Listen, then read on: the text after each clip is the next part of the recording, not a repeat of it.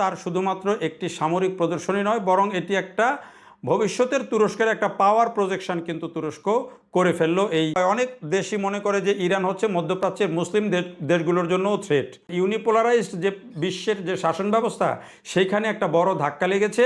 এই সময়ে তুরস্কের এই ক্ষেপণাস্ত্রের উন্মোচন তার একটা বড় উদাহরণ। আসসালামু আলাইকুম সবাই প্রিয় বন্ধুরা, দেশীয় প্রবাসী যে যেখান থেকে দেখছেন প্রত্যেককে শুভেচ্ছা জানাচ্ছি। আমি সাইদুল ইসলাম। ইরান এবং মার্কিন যুক্তরাষ্ট্রের মধ্যে এখনও যে উত্তেজনা, সেই উত্তেজনা চলছে এবং সেই উত্তেজনায় পরস্পর হরমুজ প্রণালীতে দুই পক্ষই কিন্তু একে অপরের উপরে হামলা চালিয়েছে এবং সেটি নিয়ে একটা নতুন উত্তেজনা তৈরি হয়েছে। যদিও ডোনাল্ড ট্রাম্প বলছেন যে এতে করে যুদ্ধবিরতির উপর কোনো প্রভাব পড়বে না, যুদ্ধবিরতি চলবে। এটি হচ্ছে বর্তমানে মধ্যপ্রাচ্যের যে অবস্থা, একদিকে আলোচনা চলছে আরেকদিকে উত্তেজনা চলছে, দুটি আছে। আর এর মধ্যেই সবচেয়ে বড় খবরের জন্ম দিয়েছে তুরস্ক। তুরস্ক এমন এক কারবার এই সময়ে করেছে, যেই কারবার মনে হচ্ছে যে পুরো ইরান যুদ্ধের চেয়ে বড় আলোচনা এবং হইচই তুলে দিয়েছে। কি সেই খবর?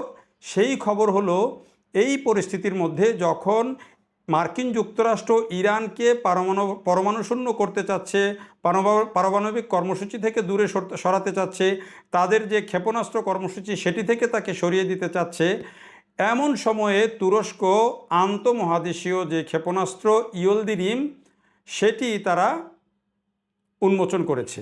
এবং এই যে ইয়েলদিরিমহান উন্মোচন করার পর এটি নিয়ে কিন্তু রীতিমতো হইচই পড়ে গেছে, কারণ এটি হচ্ছে শব্দের চেয়ে 25 গুণ বেশি দ্রুত চলতে পারে এবং 6000 কিলোমিটার দূরের লক্ষ্যবস্তুতে আঘাত হানতে পারে, যেটি আন্তঃমহাদেশীয় একটি ব্যালিস্টিক ক্ষেপণাস্ত্র। এবং এই ক্ষেপণাস্ত্রের মাধ্যমে ইউরোপে যে কোনো জায়গায় হামলা চালাতে পারবে তুরস্ক, বা মধ্যপ্রাচ্যের কোনো দেশে যে কোনো জায়গায় হামলা চালাতে পারবে।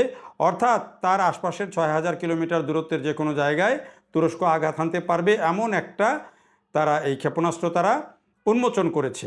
এবং এই উন্মোচন করার পর এটি নিয়ে রীতিমতো হইচই পড়েছে এবং বিভিন্ন দেশ এটি নিয়ে এখন আলোচনা করছে। যখন ইরানের উপর এত বড় চাপ প্রয়োগ করছে যুক্তরাষ্ট্র এইসব মিসাইল ক্ষেপণাস্ত্র পারমাণবিক কর্মসূচি থেকে সরাতে, তখন কেন হঠাৎ করে তুরস্ক এই প্রদর্শনী করলো, সেটি মূলত সবাই বোঝার চেষ্টা করছেন এবং বিশ্লেষণ করার চেষ্টা করছেন। আমরাও সেটি আজকে বিশ্লেষণ করব। প্রথম কথা হলো যে এটি কিন্তু তার শুধুমাত্র একটি সামরিক প্রদর্শনী নয়, বরং এটি একটা ভবিষ্যতের তুরস্কের একটা পাওয়ার প্রজেকশন কিন্তু তুরস্ক করে ফেললো এই একটি যেই আন্তঃমহাদেশীয় ক্ষেপণাস্ত্রের উন্মোচনের মধ্য দিয়ে। এই উন্মোচনের মধ্য দিয়ে কি বার্তা আছে? তারা কিন্তু এটি পুরো অঞ্চলকে, তার চারপাশে সব অঞ্চলকেই কিন্তু একটি বার্তা দিচ্ছে।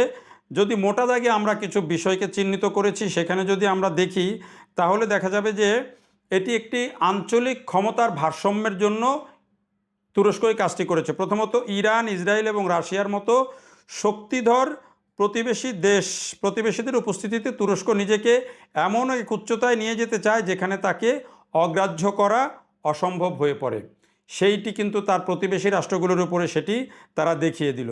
গত 10 বছরে তুরস্ক শুধুমাত্র ড্রোন প্রযুক্তিতে বিপ্লব ঘটিয়েছে, কিন্তু এটি একটি সার্বভৌমত্ব রাষ্ট্রের জন্য, এই ধরনের একটি রাষ্ট্রের জন্য পরমাণু কর্মসূচি বা এই ধরনের ব্যালিস্টিক ক্ষেপণাস্ত্র উদ্ভাবন কিন্তু তার যেই সার্বভৌমত্বের নিরাপত্তা বা শক্তি সেটিকে কিন্তু অনেক বাড়িয়ে দেয়।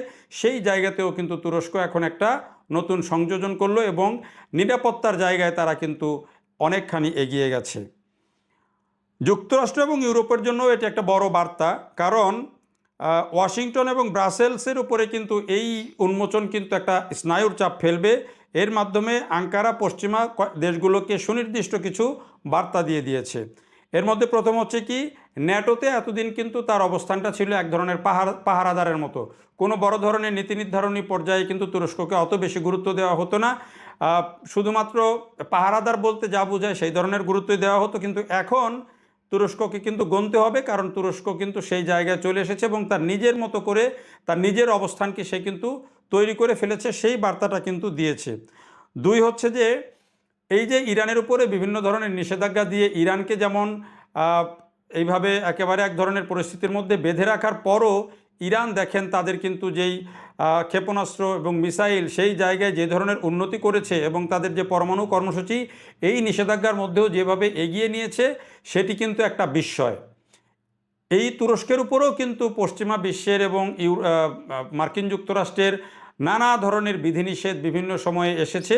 সেই বিধিনিষেধকে উপেক্ষা করেই কিন্তু এখন এই তুরস্ক তাদের এই যে নতুন যেই আন্তঃমহাদেশীয় যে ক্ষেপণাস্ত্র সেটি কিন্তু তারা উন্মোচন করলো এবং এর মধ্য দিয়ে তারা ইউরোপকে একটা বার্তা দিচ্ছে যে তুরস্কের বার্তা পরিষ্কার, নিষেধাজ্ঞা তাদেরকে দমাতে পারেনি, বরং নিজস্ব প্রযুক্তিতে বিশ্বের সবচেয়ে শক্তিশালী অস্ত্র তৈরি করতে উদ্বুদ্ধ করেছে।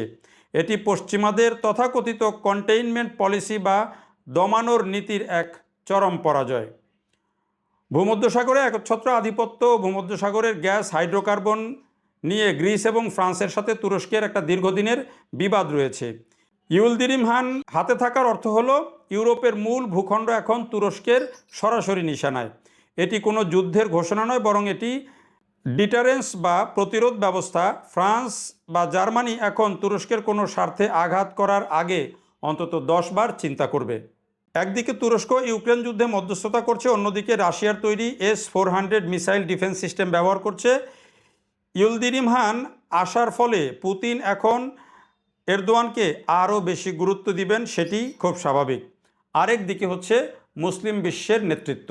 তুরস্ক এমনিতেই মুসলিম বিশ্বের দেশগুলোর মধ্যে একটা বলা যায় যে একটা লিডারশিপের জায়গায় অনেক সময় ভূমিকা পালন করে। এই যে ক্ষেপণাস্ত্র, এই ক্ষেপণাস্ত্র উন্মোচনের ফলে মুসলিম বিশ্বের দেশগুলোর কাছে তার অবস্থান আরও জোরালো হলো এবং এইখানে একটা দুই ধরনের বার্তা আছে মুসলিম বিশ্বের জন্য। মধ্যপ্রাচ্যের দেশগুলোর জন্য ইরানকে বলা হয়, অনেক দেশই মনে করে যে ইরান হচ্ছে মধ্যপ্রাচ্যের মুসলিম দেশগুলোর জন্যও থ্রেট। অর্থাৎ ইরান যদি পারমাণবিক কোনো অস্ত্র তৈরি করে বা পরমাণু কর্মসূচির সমৃদ্ধকরণ যদি আরও বাড়াতে পারে, তাহলে সৌদি আরব, সংযুক্ত আরব আমিরাত, কাতার, বাহরাইন এইসব দেশগুলোর উপরে একটা থ্রেট তৈরি হবে বলে মনে করে এই দেশগুলো। অনেক দেশ মধ্যপ্রাচ্যের মুসলিম দেশগুলোই মনে করে। সেই ক্ষেত্রে তুরস্ক আবার যদি প্যারালাল আরেকটাই যে শক্তি হয়ে উঠল, এতে এক ধরনের ভারসাম্য আসবে এবং এখন শুধুমাত্র যদি যুক্তরাষ্ট্রের সাথে ইরানের যদি বিজয় হয়ে যায় বা যুক্তরাষ্ট্র এখান থেকে যদি ইরানকে দমাতে না পারে তার কর্মসূচি থেকে, তাহলে ইরান যে একটা বড় পাওয়ারফুল একটা রাষ্ট্র হয়ে উঠবে তাতে কোনো সন্দেহ নেই। আর সেটি যদি হয়ে ওঠে তাহলে মধ্যপ্রাচ্যের অনেক দেশের মাথার মধ্যে এটা চিন্তা যে ইরান যদি এককভাবে শক্তিশালী হয়ে ওঠে তাহলে তাদের উপরে ছড়ি ঘোরাতে পারে এই মুসলিম দেশগুলোর উপরে, এমন বিশ্বাস তাদের আছে। সেই ক্ষেত্রে তুরস্ক এই যে নতুন শক্তি নিয়ে যে আবির্ভূত হচ্ছে, এইটা একটা মুসলিম দেশগুলোর মধ্যেও এক ধরনের একটা ব্যালেন্স তৈরি করবে। কেউ হয়তো তুরস্কের পক্ষে থাকবে, কেউ হয়তো ইরানের পক্ষে থাকবে, এইরকম একটা চিন্তা কিন্তু অনেকের মধ্যে আছে। আবার একই সাথে কিন্তু তুরস্কের এই যে শক্তিশালী যে অর্জন বা এই যে সামরিক শক্তিতে দক্ষতা অর্জন, প্রযুক্তিতে দক্ষতা অর্জন, সেটি কিন্তু বলা যায় যে পুরো মুসলিম বিশ্বের জন্যই এক ধরনের একটা শক্তি অর্জন করা। এটি কিন্তু অনেক দেশকে প্রযুক্তি সহায়তা দিবে। যেমন বাংলাদেশও কিন্তু তুরস্ক থেকে ড্রোন সহ নানা ধরনের সামরিক অস্ত্র কিনে। সেই ক্ষেত্রে কিন্তু এই যে নতুন নতুন আবিষ্কার, এগুলো কিন্তু একটা বুস্ট আপ করবে এসব দেশগুলোতে অস্ত্র বিক্রির ক্ষেত্রে বা অস্ত্র আমদানির ক্ষেত্রেও এসব দেশগুলোকে আত্মবিশ্বাসী করবে। সব মিলিয়ে তুরস্কের এই যে ইয়েলদিরিমহান এই যে 6000 কিলোমিটারের যেই আন্তঃমহাদেশীয় ক্ষেপণাস্ত্র, এটি শুধু একটি অস্ত্র নয়, বরং এটি হচ্ছে একটা এখন বলা যায় যে কি সামরিক ডিপ্লোমেসি যেটাকে বলা হয়, সেই ডিপ্লোমেসিতেও কিন্তু বা সামরিক ডিপ্লোমেসিতে যে দর কষাকষির বিষয় থাকে, সেই জায়গাতে কিন্তু তুরস্ককে এখন অনেক বড় একটা স্পেস দিবে এবং ইউরোপ হোক, আমেরিকা হোক, মধ্যপ্রাচ্য হোক, ভূমধ্যসাগর হোক, রাশিয়া হোক, চীন হোক, যে কেউই কিন্তু এখন তার এই অর্জনের কারণে তার দিকে কিন্তু এক ধরনের আলাদা দৃষ্টিতে তাকাবে। সেটি স্বাভাবিক। তাকে শুধুমাত্র একটি রাষ্ট্র হিসাবে বা মোটামুটি শক্তিশালী একটি রাষ্ট্র হিসাবেই নয়, বরং বিশ্বের একটা পাওয়ার পলিটিক্সের যেই মেরুকরণ, সেই মেরুকরণে এখন কিন্তু তাকেও একটা শক্তি হিসাবে গুনতে হবে। আর এই যে ইরান যুদ্ধের পর মার্কিন যুক্তরাষ্ট্রের যে অবস্থান, তাতে কিন্তু এখন ওই যে একমেরুর পৃথিবী বা একমেরুর বিশ্ব, সেটি কিন্তু এখন আস্তে আস্তে সরে আসছে। ইরান এই যুদ্ধে জিতুক বা হারুক, কিন্তু এই যে মার্কিন যুক্তরাষ্ট্রের যে পোলারাইজড ইউনিপোলারাইজড যে বিশ্বের যে শাসন ব্যবস্থা, সেইখানে একটা বড় ধাক্কা লেগেছে। এই সময়ে তুরস্কের এই ক্ষেপণাস্ত্রের উন্মোচন তার একটা বড় উদাহরণ। দেখার জন্য সবাইকে অনেক ধন্যবাদ।